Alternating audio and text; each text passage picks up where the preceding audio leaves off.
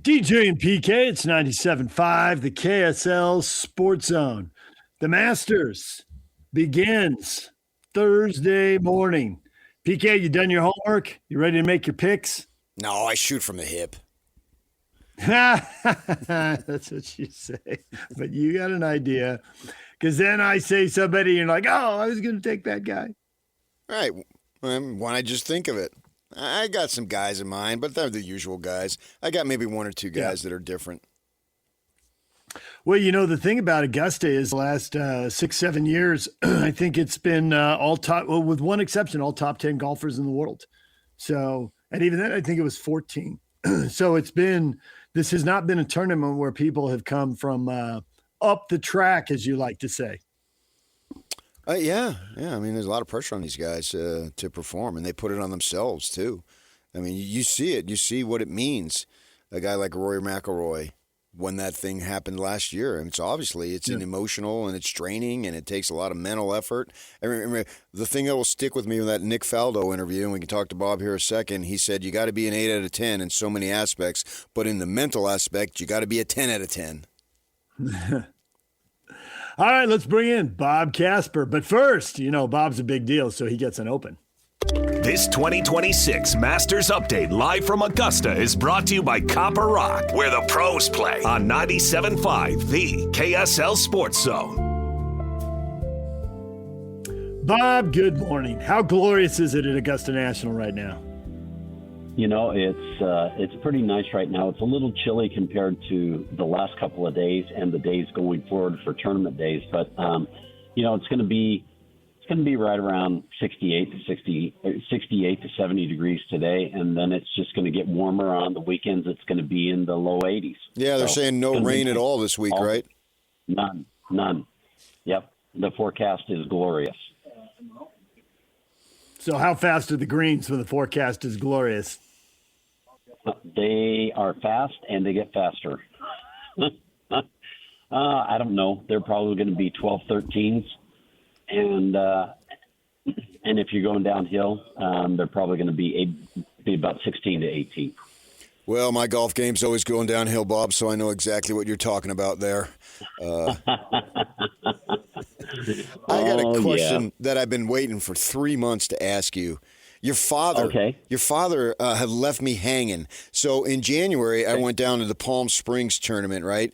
And, you know, I go one day, and they had a concert there out on the driving range on the other end. And so we had a great time. And I usually play a couple days of golf. There's a golf course called Canyon Country. It was a private club for, like, the Rat Pack back in the day. And so I went, and they have a north and a south course. And right on the north course was the Hammer. Fred Williamson lived there, and I actually talked to him still lives there. He's 86 years old. I talked to him while I was playing. But they had this thing called the Sinatra Swing Fest, and I took a picture of it, and they had the leaderboard, and your father was only 2 off, but they had the leaders for 3 days. He shot a 67, 70, 73, and then I never found out what happened. Do you know what happened in that year? At the Sinatra Swing Fest? I'm hanging again because I have no clue. I figured you didn't. But they have Sinatra pictures all over the place. And apparently he hosted this Sinatra Swing Fest. I don't know that it was a real tour. But they had some big names on there. Guy Berger, Frank Beard. Your father was there. A guy named Mason Rudolph, not the quarterback who plays for Pittsburgh. I know Mason Rudolph. Oh, you know him personally? Yeah. So, did your father ever talk about playing there with Sinatra or at his tournament? Well, you know, he played with a lot of those guys. I can remember being there in Palm Springs and him playing with presidents. Ford. Yeah. I remember him playing with Jackie Gleason and Sammy Davis, and there were a lot of guys that he played with in that event because Bob Hope held the event, and all the guys from Hollywood and everything wanted to come over and play. And then Bing Crosby held the event up at the Crosby Clam Bake, and a lot of the guys wanted to go up there and play too. So there was a lot more celebrities playing in that event than they're used to. back in the day, but now it's a lot of corporate people and that kind of thing that play in that event. Cool memories. Yep. Yeah, which celebrities should I know growing up in San Diego, as you know, Andy Williams was there. There were celebrities all over the tour. Which celebrities would be a good fit now, Bob? We got to bring that back. Let's make that happen. Who Kid you got? Rock. The Rock. Well, I don't know. I don't know if Rock is involved with golf at all. No, So, not The Rock. Kid Rock. Kid Rock plays golf. I want Kid Rock. Kid Rock. I want to mix it up a little bit. That would be an interesting sponsor. But Sammy Davis and Glenn Campbell and Frank Sinatra, Andy Williams, not Sinatra, but Crosby and Bob Hope and Andy Williams. Those guys were all had lent their names to events on the PGA Tour, which was really cool. So with that in mind, the characteristics of winning golf, what needs to happen if you look at, okay, you got to check off this, and this, and then how does that match up, this, and this, whatever that might be, those characteristics with the particular players in the field? Well, here at Augusta or just in general? For the Masters. Okay, so a U.S. Open is a crazy test of golf in that they want you to hit every club in your bag. Well, here at Augusta, the clubs that are primary are probably second shots into greens or approach shots into greens, and how good your short game is, putting and chipping. Putting is paramount here. And the driving areas at this golf course are quite ample. So if you have length, you're going to be able to get it down there a ways, but it depends on how you get the ball on the green, where you place that ball on the green with your second shot, and then again, you're chipping and putting. Because if you miss a green or it bounces over a green or something like that, then you've got to be able to get it up and down. And hopefully you keep it in a place where you're able to do that. So I would say approach shots, chipping and putting, short game. So I was listening to some pros roundtable kind of thing. It was driven by some sponsor, so I don't know what it was exactly. And I only saw clips of it on social media. But they were talking that, yes, the landing areas are ample, and you're not really in trouble with a slightly errant drive the way you would be somewhere else where you think, hey, I'm in the rough, right, or it's super narrow and all these trees, and you're going to hear that thwack that the network cameras are going to pick up. Yep. But what they did say was that if you're at the wrong position, it looks like it's okay. You can find your ball and everything's fine, but it messes up your angle into the green. And there's greens that are protected by low-hanging trees and all that. So even though if you just casually glance at someone, it looks like, oh, he's okay. Your second shot, you're having to thread the needle in a way that you don't if you're a little more careful with where you put that first shot. Growing up, my dad, he watched Ben Hogan one time play at San Diego Country Club, and Hogan was coming in for this little exhibition at the club, and he would hit drives on each of the holes, try to get the ball in the right center of the fairway, the center of the fairway, and the left center of the fairway, or left side of the fairway. And he would see how approach shots into the greens were accepted from these different positions. That's part of learning the golf course and part of getting yourself around a golf course to be able to score as best as you can. The same thing is critically true here at Augusta. When they put the pins in certain positions, first of all, you can't get to them if you're in the wrong position off the tee. Mm-hmm. Second of all, if you are in the right position in the middle of the fairway, a lot of guys aren't aiming directly at the flag. They're aiming away from the flag because of the undulation in the greens that allows that ball to work into the position where you need it to be. And anytime you're underneath the hole here, putting a little uphill, you can definitely be more aggressive and able to hit the putt a little bit firmer so that you can control the ball a little bit more on the greens. And then if you're putting downhill all day long, it's just you're leaving it up to chance. And the texture of the green and the surfaces of the green to allow the ball to get close to going in the hole. So keeping the ball underneath the hole and also getting in the right position off the tee gets you a better line to the flags, the particular flags. Now, case in point, number 2. Okay, it's par 5, dog leg left, downhill. If the pin's over on the left-hand side and you don't feel you can get it back into that left corner with your second shot, then all the guys will play down the right-hand side, just short of the bunker up by the green, to be able to pitch it up the green and be able to control a little bit more. Now, if it gets way over to the left and you can't get it there, or way over to the right, in the right corner of the green, then guys will get it over to the left more. And then there's a big swale that you can run the ball and get it down close to the hole. So it's critical to be able to get it in the right position so you have the best opportunity to either get it up and down or score birdies or eagles or whatever. All right, Bob, it is time for the Masters draft. We traditionally give you the first pick. What will you do so with the first? Oh, first off, are there any crazy rules we need to know about? Is anybody inventing anything right now? Exactly right.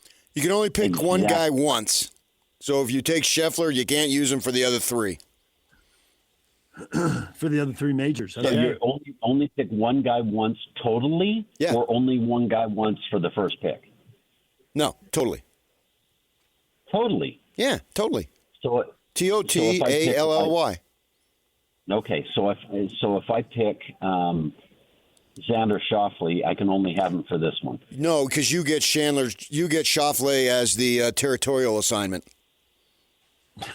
Oh, that's right. Because of your San Diego connection. And BT told us you were going to take him, but you already got him. And we got to give DJ, he's got to get 4 picks because Tony isn't in the field. Okay. So you're free to pick. All right. I'm going to take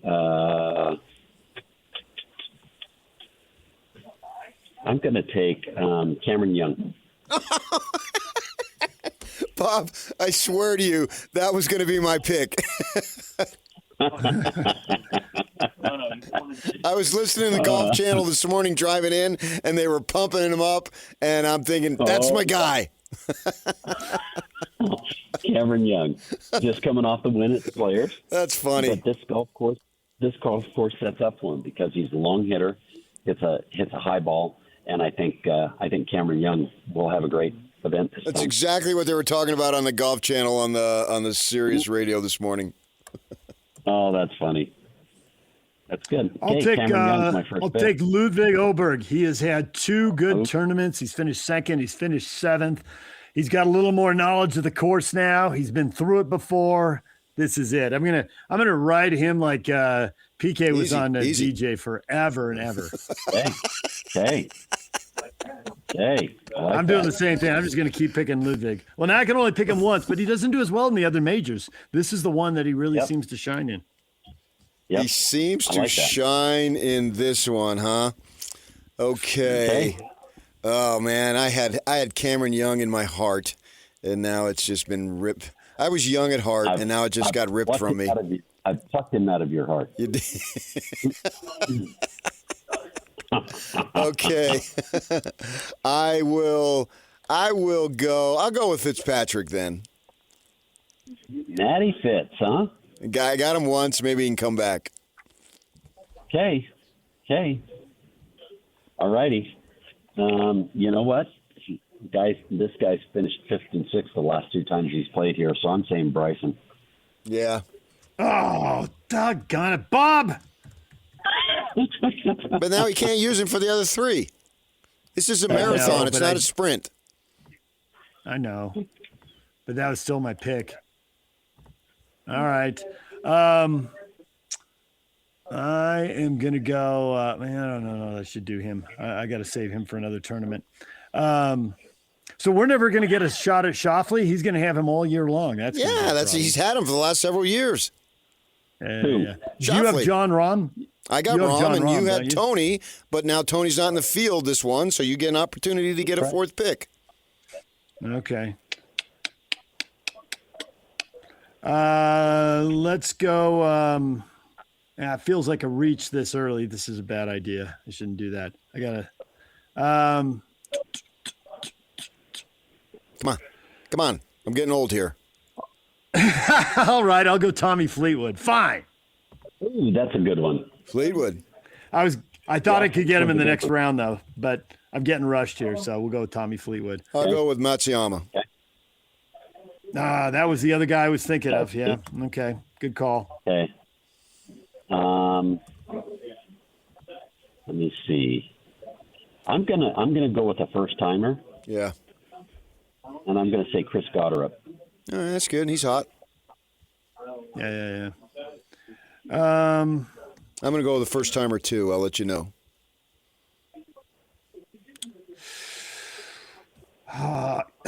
Okay, let's go with Siwoo Kim. Fine. Siwoo Kim. Is that Siwoo Kim fine or what? Who is it?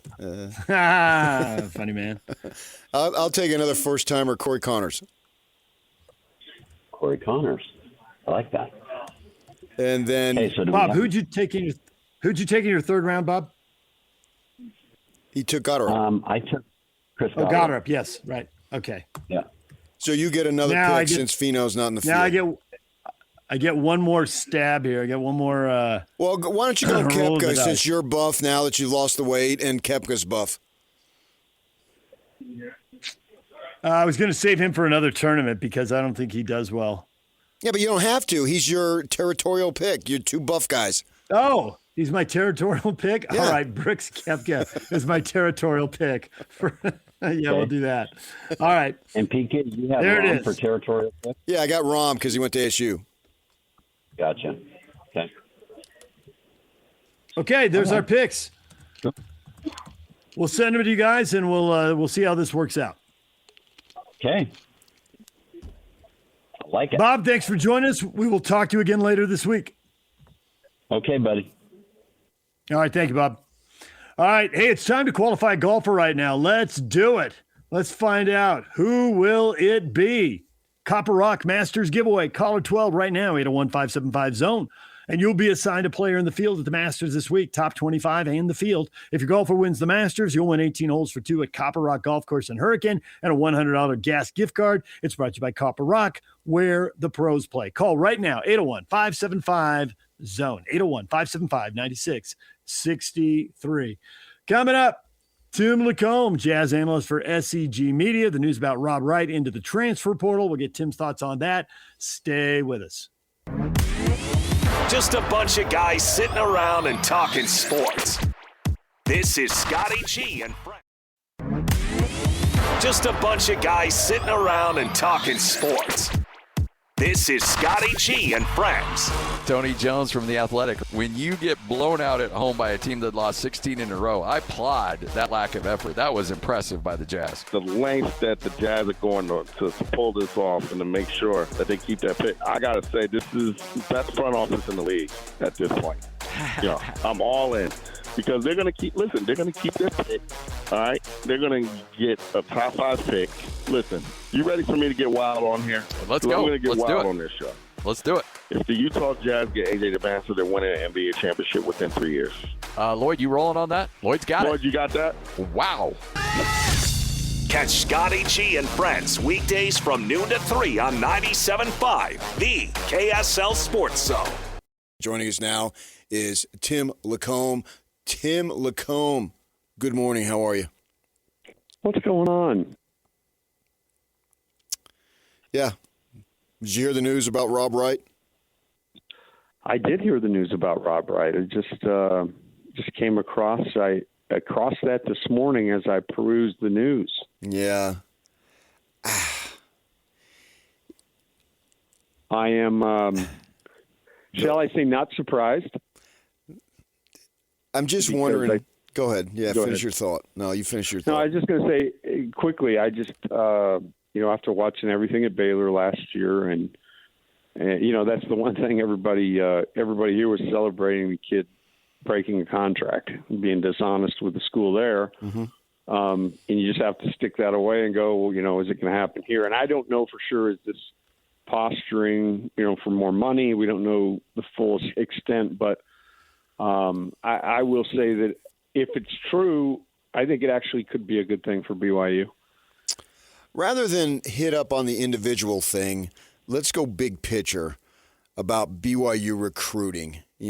For decades, they get BYU guys, and we know the LDS guy who wants to go to BYU. We understand that completely, but I don't think that it needs to be an LDS guy. We're bringing up like Jamal Williams.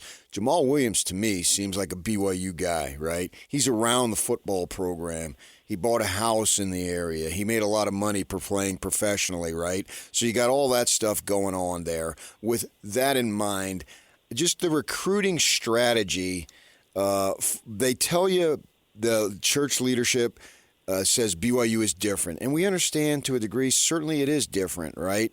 LaComb and Delaney Gibb going on national shows talking about no practice on Sunday and it's a day to reset. So, and that's great.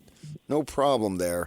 I'm just wondering, is it best to go after these guys that have no connection to BYU, knowing that outside of the money and the playing time, what is there that BYU holds for them? Should they reevaluate it or just keep shooting for the stars?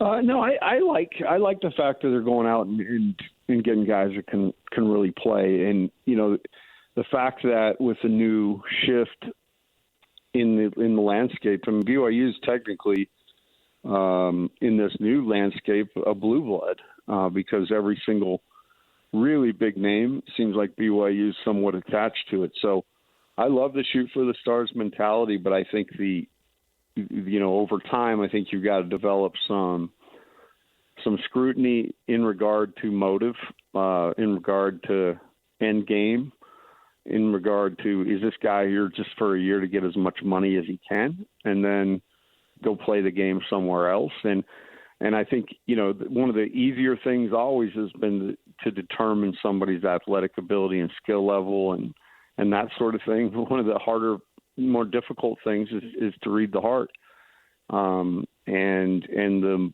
mindset. And so, I think in Rob Wright's case, I think he checks all the boxes of a guy can really play. But I think they really missed on what his intentions and motives are. My understanding is he just went, everything was great. And then all of a sudden the money that he started to ask for got ridiculous. After kind of agreeing in terms, at some point along the way on where things were going to be. And so, again, this was all out on display, what he did last year at Baylor. And so, yeah, generally, I think you got to continue to shoot for the stars, but I think specifically you got to get better at reading intention and motive, which is really, really difficult.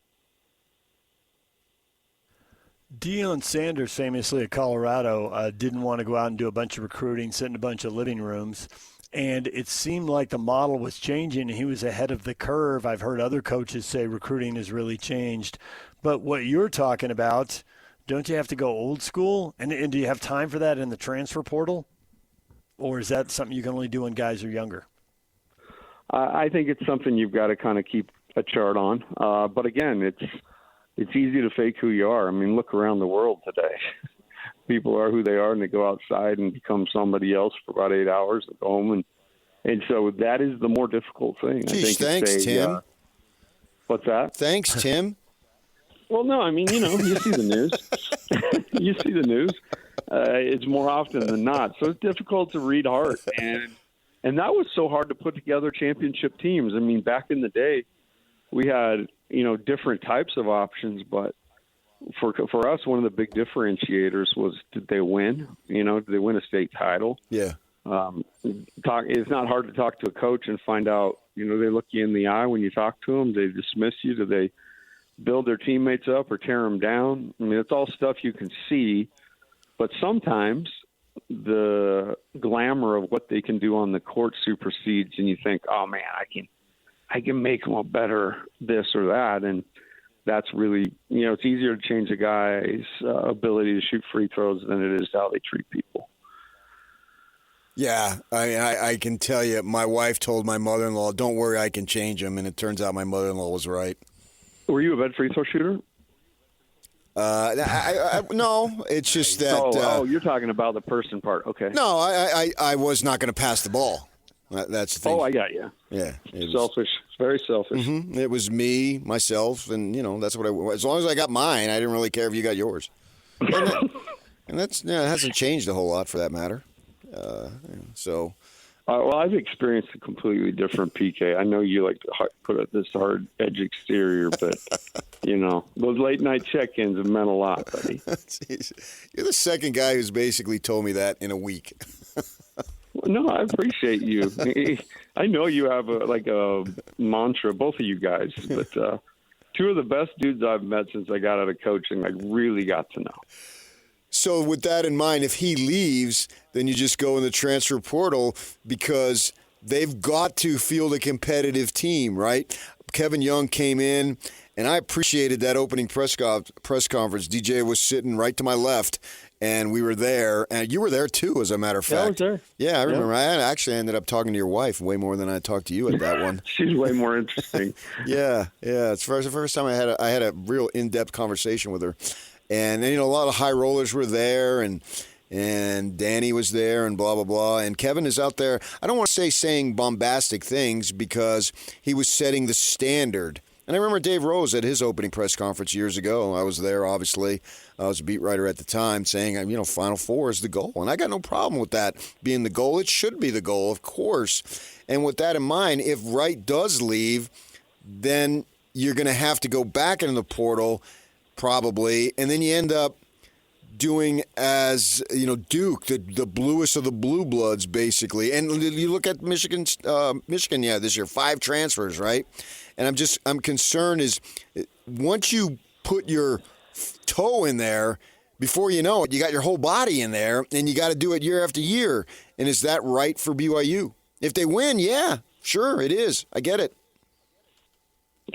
Yeah, it is. It's part of kind of the necessary evil, and you got to have boots on the ground for situations like this, and they do.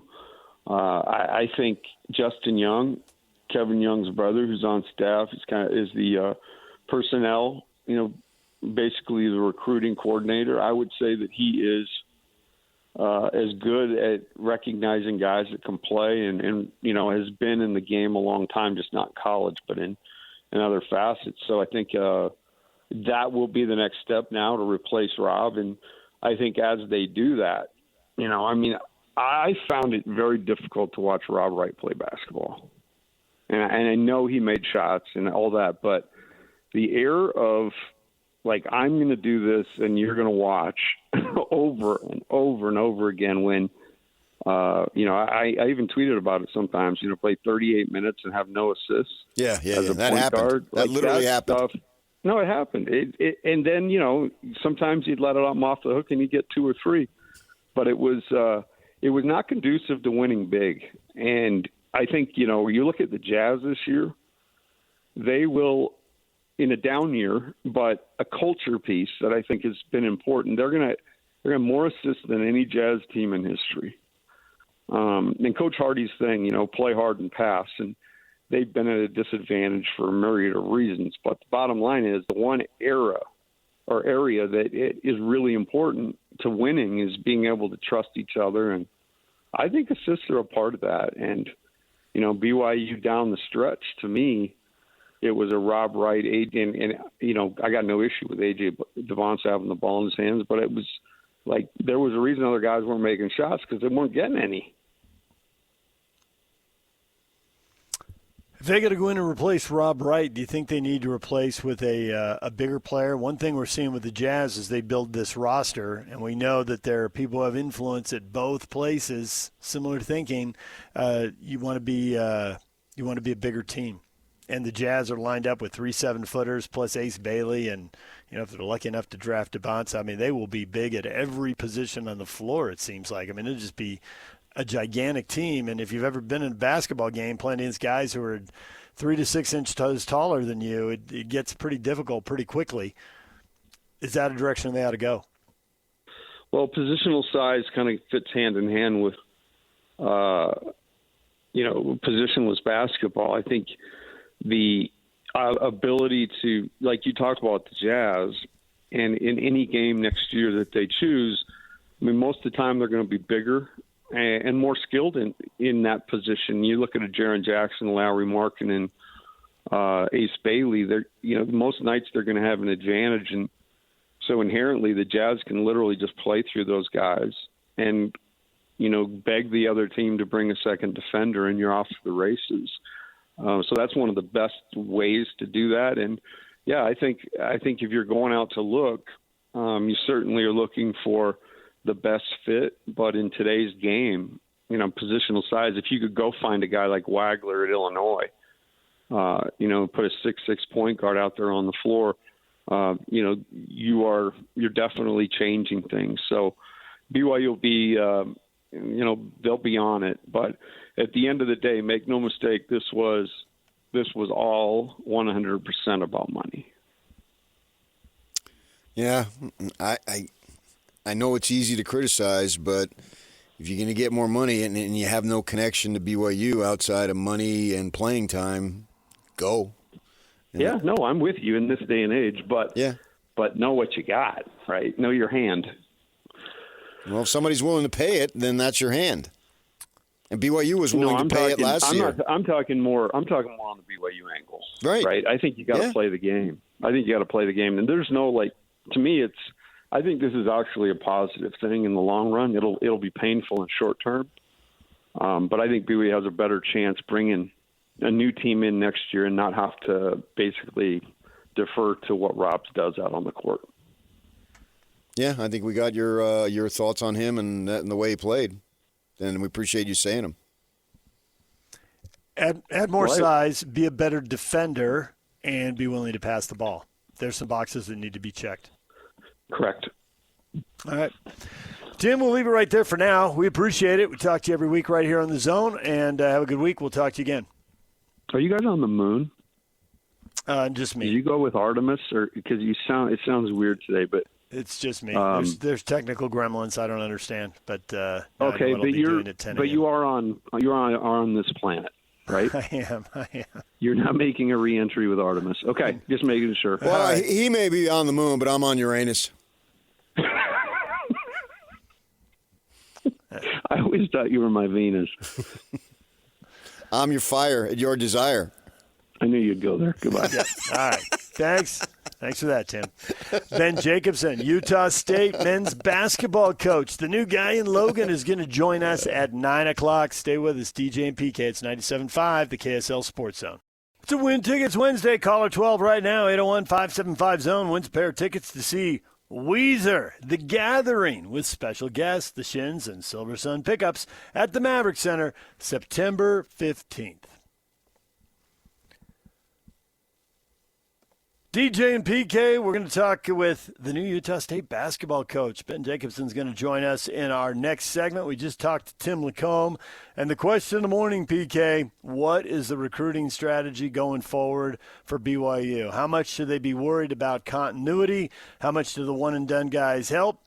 Is it a case of, well, some one-and-done guys, but not everybody? What should the Cougars do going forward? I think there's multiple layers to this conversation, but the first one starts, if you got a BYU guy, try to hold on to him. And I think you stand a better chance. You stand a better chance of doing that. I understand that. But, he being Kevin Young is trying to get the most talent, essentially, that are going to keep the BYU rules as much as he can. And he wants to win at the highest level. I appreciate that from him. And I think there are guys out there, but it's a complex problem because BYU is not the only one facing this. Obviously, it's just that no, absolutely not. They are different, and you would think that I'm not going to go to the school because of anything but money in basketball, right? And you look at Delaney Gibb, the women's player, and she's the best player on the team, right?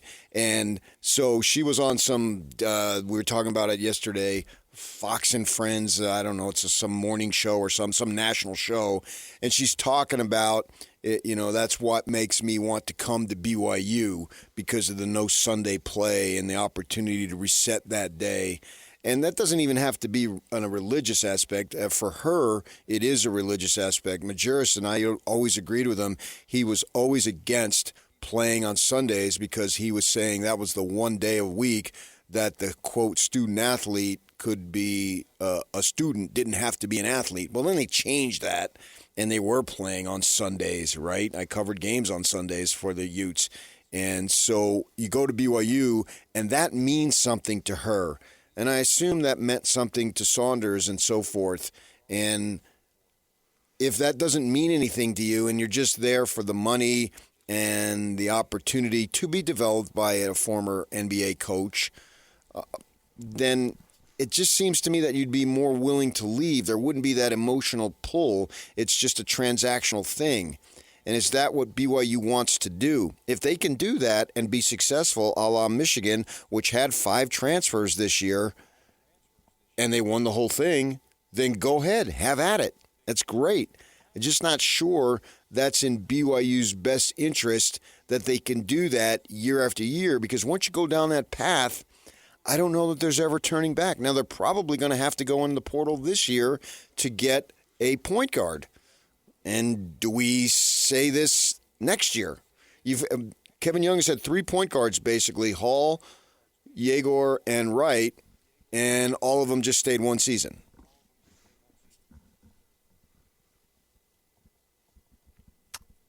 Continuity matters. I've thought that for a long time. It seems to matter less now. I think it still matters.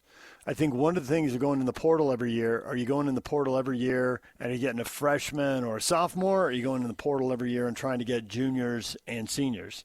I mean, if you have outstanding talent, the younger guy can make a difference. But if not, get your team a little older. Get somebody who's been through the tournament before. And also, they're in the Big 12 now. Guys who maybe were a good fit for the BYU basketball program 10 or 20 years ago aren't necessarily a good fit now. So do you have to let some of those high school prospects, you recruit them and you talk to them and you say, hey, go to this school, go to that school, kind of the old, the way Dave Rose used to have D1 prospects parked on his JC roster when he was at Dixie. Do you do something like that and then you try to bring guys home, sophomore, junior, senior, depending on how they develop and how they progress? And is that an area to look into? I think all areas. Where are you going to find the talent that's good enough? Yeah, I think all areas you look into. And whichever way you can build your team, you build it. All right, DJ and PK, we'll take a break. Speaking of guys who have to build a team and put it together again, Ben Jacobson joins us next, the new basketball coach at Utah State. Stay with us.